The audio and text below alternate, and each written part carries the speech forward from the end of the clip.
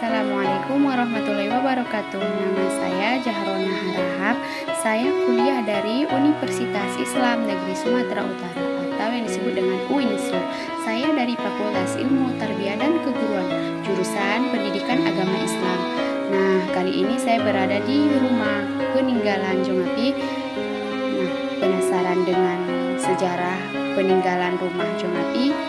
Let's go, kita masuk ke dalam. Medan mempunyai segudang bangunan tua yang kental dengan nilai sejarah.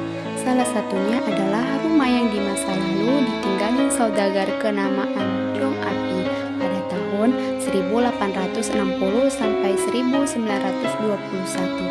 Bangunan berlantai 2 ini terletak di Jalan Ahmad Yani nomor 105. Jong Api adalah perantau dari Provinsi Guangdong. Nah, perjalanannya berakhir di Medan. Rumah Jong Api menjadi salah satu tempat bersejarah di Medan. Telah lama menjadi lokasi terkenal.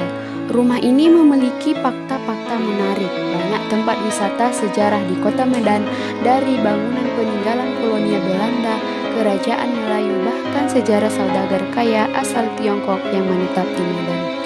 Rumah berukuran besar ini melambangkan keberagaman masyarakat Medan yang sudah muncul sejak tahun 1800-an. Lalu, seperti apakah keistimewaan dari rumah kuno yang konon banyak kisah misteri ini?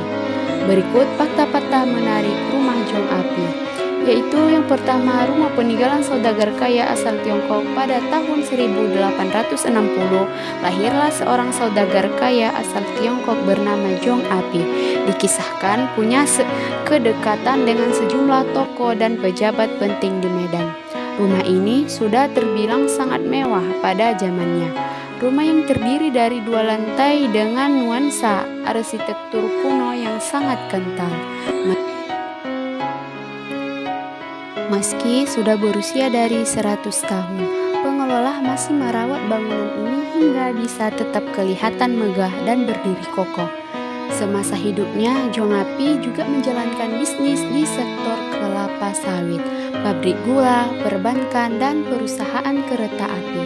Simbol keberagaman budaya di kota Medan, rumah peninggalan Jong Api sudah dianggap sebagai salah satu cagar budaya nasional yang ada di Medan. Luasnya juga cukup besar, yakni 6.000 meter persegi.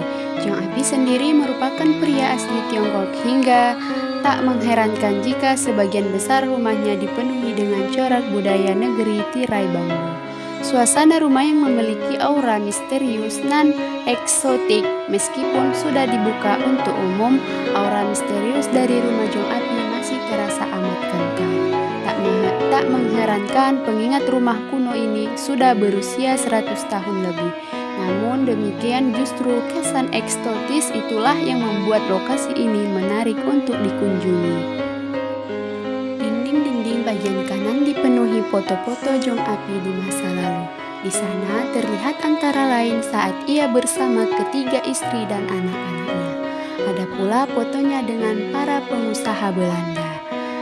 Dari ruang ke ruang, saya terus menyimak setiap yang terpasang di dindingnya. Ada juga mebel yang ditata rapi hingga sampailah di ruang terbuka di bagian tengah. Dan dari sana bisa melihat lantai 2 dan sisi belakang dari rumah. Bagian belakang itu yang masih dihuni oleh cucunya Jong Api, kata sang pemadu yang mengantar saya. Walhasil, bagian tersebut tidak bisa ditengok pengunjung. Saya pun menaiki tangga ke lantai 2. Ruang luas. Disinilah dulu Jong Api mengadakan pesta, termasuk pesta dansa dengan orang Belanda. Semua ruang tertata rapi dan terawat. Tidak semua khas Cina, beberapa bagian dimunculkan dengan gaya arsitektur Melayu atau Eropa.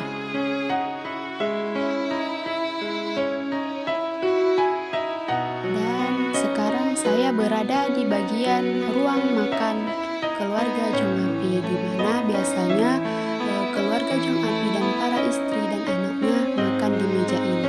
Meja makan ini terdiri atas 8 kursi, dan di atas meja terdapat piring, sumpit, mangkok, dan hiasan lainnya.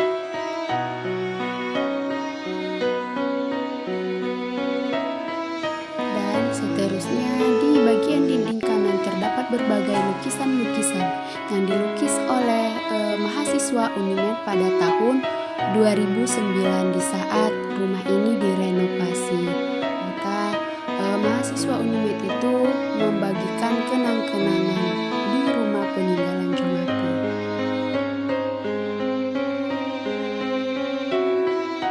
Setelah saya selesai menelusuri bagian rumah di lantai 2, saya pun bergegas turun ke bawah.